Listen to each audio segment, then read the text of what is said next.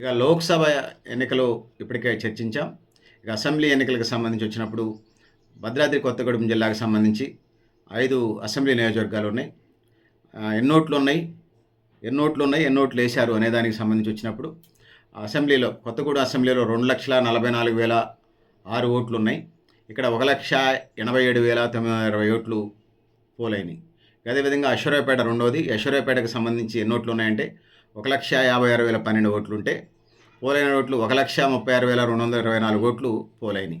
దాని తర్వాత మూడోది భద్రాచలం అసెంబ్లీ సెగ్మెంటు. ఇక్కడ మొత్తం ఓట్లు 1,48,713 ఓట్లుంటే పోలైన ఓట్లు 1,18,129 ఓట్లు పోలైనయి. దాని తర్వాత పినపాక నియోజకవర్గాన్ని తీసుకున్నప్పుడు ఇది లోక్సభ ఎన్నికలు కాదు, లోక్సభ కాదు, అసెంబ్లీ 2023 అసెంబ్లీ ఎన్నికలకు సంబంధించిన రిపోర్టు.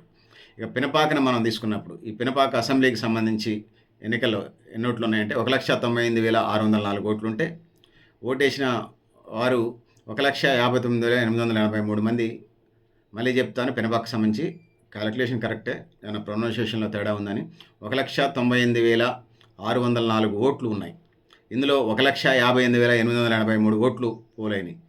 దాని తర్వాత ఎల్లెందో అసెంబ్లీకి సంబంధించి వచ్చినప్పుడు మొత్తం ఓట్లు 2,19,836 ఓట్లు ఉంటే పోలైన ఓట్లు 1,78,339 ఓట్లు పోలైనయి.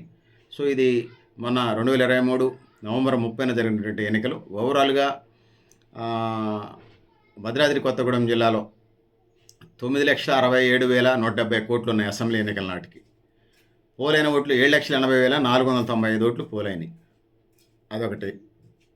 అయితే అసెంబ్లీ ఎన్నికల నాటికి ఓట్లు భద్రాద్రి కొత్తగూడెంలో 9,67,170 కోట్లు ఉంటే పార్లమెంట్ ఎన్నికల నాటికి 9,67,170 కోట్ల నుంచి పార్లమెంట్ ఎన్నికల నాటికి ఓట్లు పెరిగినాయి. ఈ కొత్త ఓటర్లు జాయిన్ అయ్యారు. వీళ్ళు 9,88,238 పెరిగారు. అంటే ఓటర్లు పెరిగారనేది చెప్పక తప్పదు. మిగిలినటువంటి వాళ్ళు ఇది. సో ఆ వివరాలు మీ దృష్టిలో తీసుకొని రావడం ఈ వీడియో ఉద్దేశం.